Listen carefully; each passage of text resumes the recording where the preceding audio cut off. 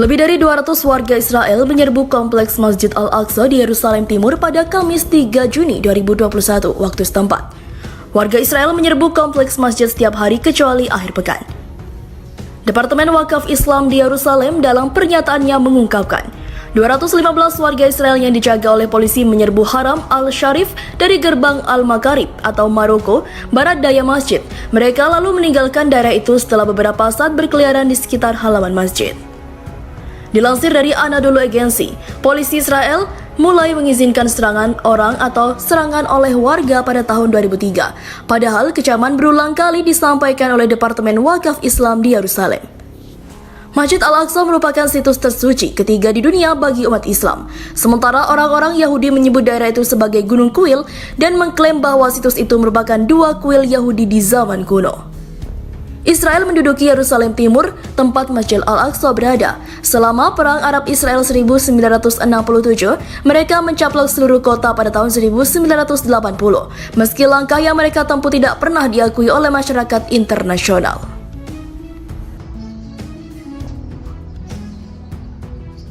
Sepuluh keajaiban perang Palestina-Israel, munculnya pasukan putih hingga suara misterius yang berzikir.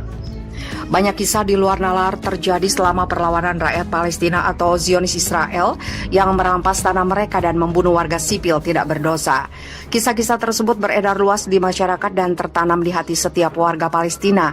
Kisah keajaiban ini kerap dialami para mujahidin dari Brigade Izzuddin Al-Qassam yang merupakan sayap militer milisi Palestina.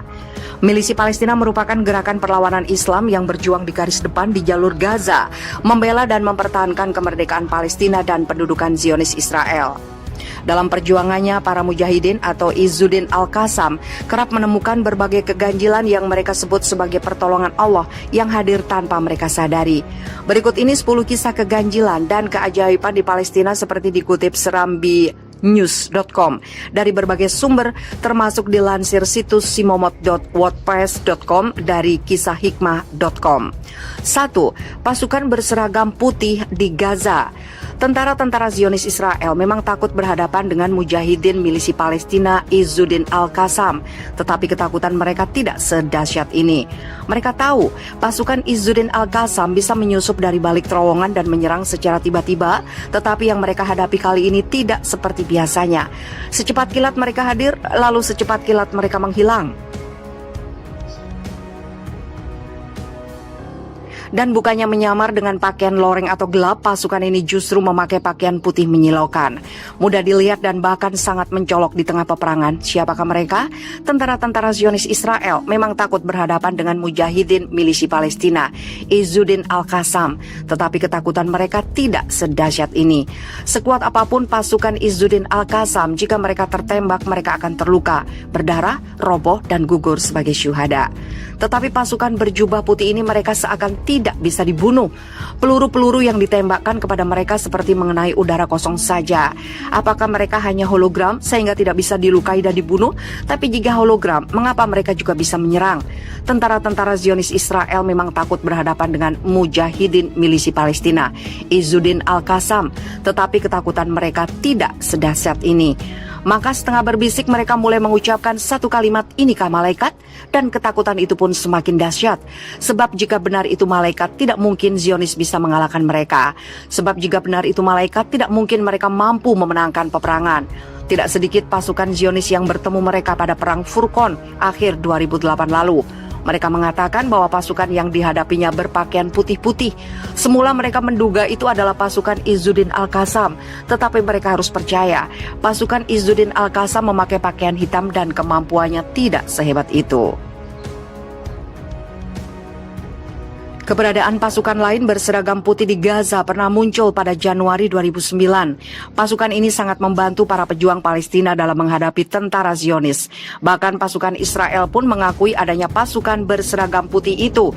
Satu hari, rumah milik keluarga Dardunah yang berada di antara Jabal Al-Kashif dan Jabal Al-Rais, tepatnya di Jalan Al-Karam, didatangi sekelompok tentara Israel. Seluruh anggota keluarga diperintahkan duduk di sebuah ruangan. Salah seorang lelaki di rumah itu diinterogasi diintegrasi mengenai ciri-ciri para pejuang Al-Qassam. Saat diintegrasi, sebagaimana ditulis situs Filitsin Al-An, laki itu menjawab dengan jujur bahwa para pejuang Al-Qassam mengenakan baju hitam-hitam. Namun tentara Israel malah marah-marah dan memukulnya hingga pingsan. Selama 3 hari berturut-turut, laki-laki itu menjawab bahwa para pejuang Al-Qassam berseragam hitam. Akhirnya tentara itu naik pitam dan mengatakan dengan keras, "Wahai pembohong, mereka itu berseragam putih." So, tentara Israel bukan mendapat perlawanan dari pejuang Al-Qassam yang berseragam hitam-hitam, jadi ada pasukan lain yang berseragam putih yang berhasil memukul mundur tentara Israel.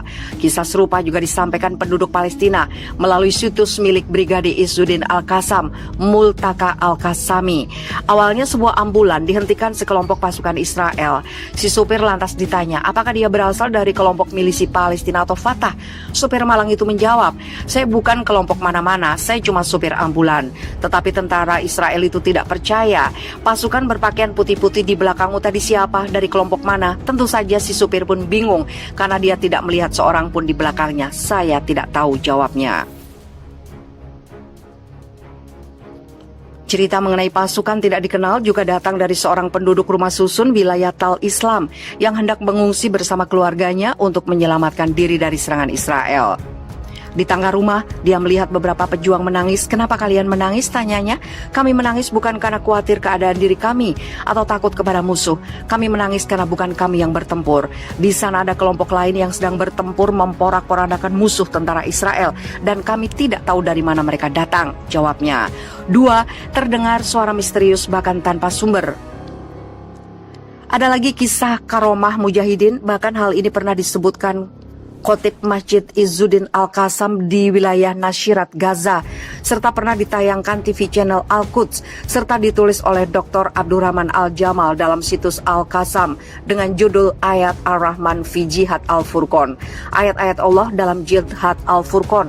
Sang khotib bercerita, seorang pejuang telah menanam sebuah ranjau yang telah disiapkan untuk menyambut tentara Israel jika melalui jalan tersebut. "Saya telah menanam sebuah ranjau. Saya lalu melihat sebuah helikopter menurunkan sejumlah besar pasukan disertai tank-tank berjalan beriringan menuju jalan tempat di mana saya telah menanam ranjau," kata pejuang tadi.